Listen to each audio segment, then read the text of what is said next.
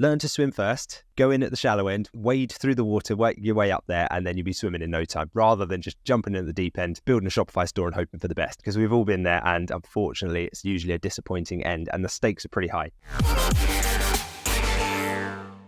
Shopify, it's like that, everybody jumps straight to the step of actually building a store, and they think that the key to success in e-commerce is you just have to build a great Shopify store. But there's a lot more to it than that. And it's like, that's the tip of the iceberg. There's actually a whole kind of foundational part of the business. And the Shopify part is just the customer facing part, then gets presented. So for anybody that's not familiar, Shopify is a great tool. It's an e-commerce hosting platform. It acts as like a back-end CRM as well, where you can manage your orders, your customers, and kind of keep track of your business and the numbers and the metrics. And it's really good, market leading, but it is just part of the jigsaw, the puzzle that is a business, right? So lots of people make the mistake, I think, of before they have their foundation set up for their business, they dive straight into, okay, I've got to just build a Shopify store, as if that's the answer to it. But really diving in at the deep end of the pool and kind of saying, okay, well, I've got my store now. Like, if you can't swim, do you want to be diving in at the deep end? Is that the best way to learn to swim? Because the stakes are quite high, right? Especially in that scenario. But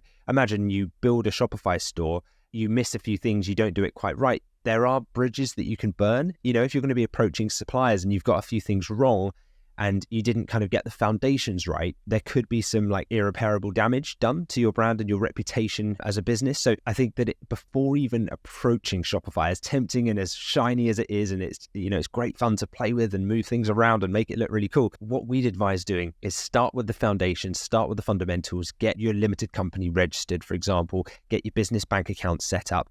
We'd advise selecting a niche that meets our criteria for the home turf advantage model. If you want to do our type of UK-based dropshipping, where you're working with UK suppliers, next day delivery on products to customers. And we have something like 9 different criteria, which we have for niche selection and niche validation. So that's things like the level of search demand. So you can determine how frequently is a search term searched for by people in your market. So in the UK, in our case, every month on Google, which is amazing. And we can look for products and niches that are not trending, so we don't want a business that's just kind of like peaking and then it suddenly just drops off the face of a cliff.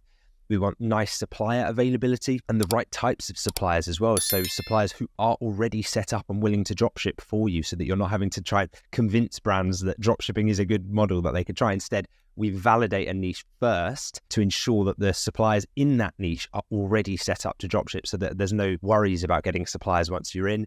You don't want to be in a seasonal market, because then you don't have a business that works for half the year.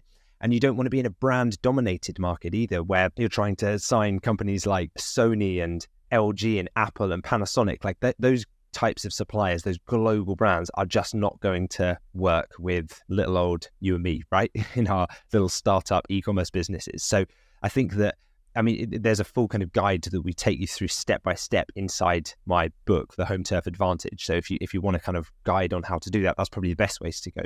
But I think the first thing is just ensuring you've got things like limited companies set up, making sure you have those business bank accounts set up. Because if you don't, you're going to hit roadblocks down the line.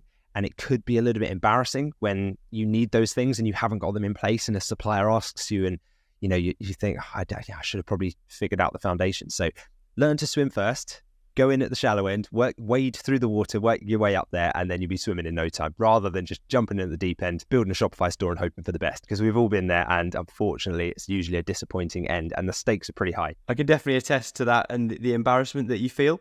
I did that exact same pattern that you're explaining there, where I dived straight in at the deep end. I built a Shopify store, spent a lot of time doing it as well, threw some products onto the store and started running ads to the store. But I love that analogy of an iceberg, because the Shopify store is only what you can see from the outside world, but whether it's going to succeed or not is actually how much is below the surface.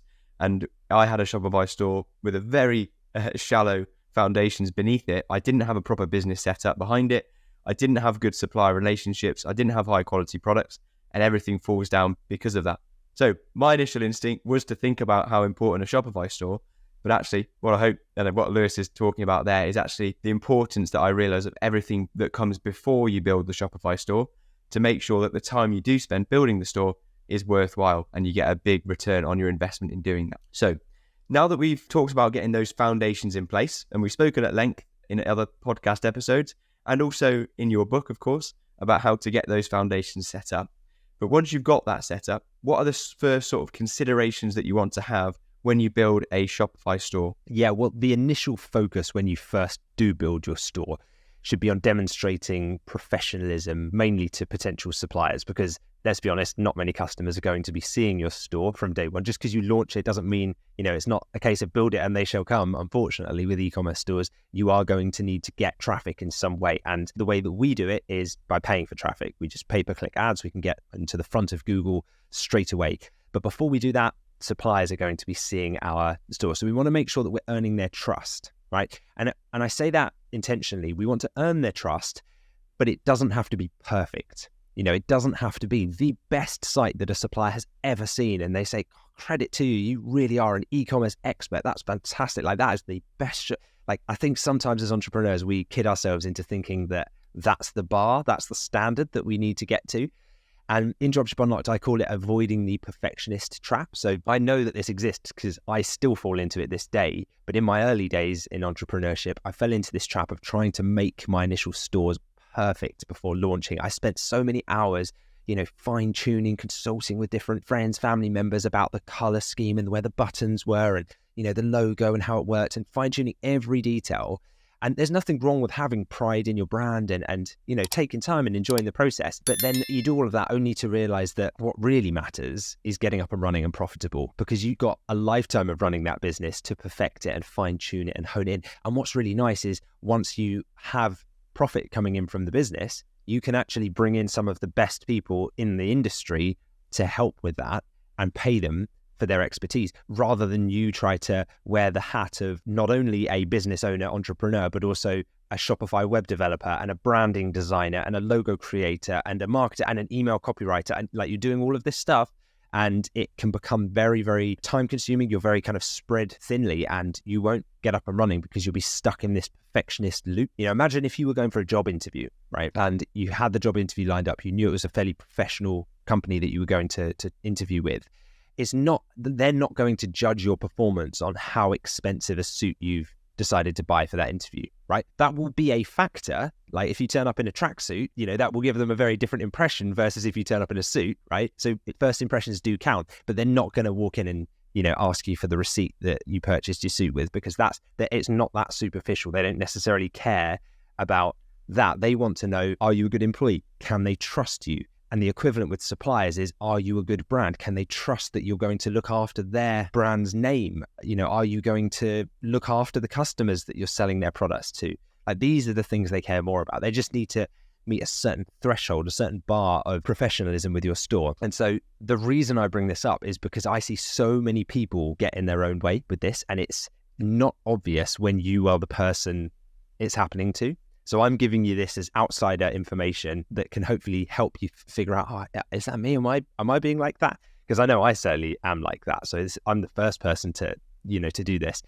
But it's a bit like, you're over preparing for that interview. You're cramming hours and hours of research. You're staying up late for weeks ahead of it, trying to get all the knowledge that you can because you want to be so ready for this interview. And then the big day comes, you turn up to the interview and none of the questions even come up. It's not even about anything that you researched, and you realize, oh, did I spend so long researching just because I was kind of nervous and procrastinating and looking for a reason not to go to it? And so you've got to be ready, confident, prepared, as you have when you speak with suppliers, but don't use procrastination as an excuse not to move forward with signing your suppliers. Once you are ready, once you have the store, you've been through week 3 of Dropship Unlocked and you have a professional store up and running, we give you the email and phone scripts to use with suppliers inside week 4. You have everything you need. And in week 3, we actually build what we call an MVS, which stands for minimum viable store. And that is the store that you can use to show suppliers and start making tens of thousands of pounds in sales per month.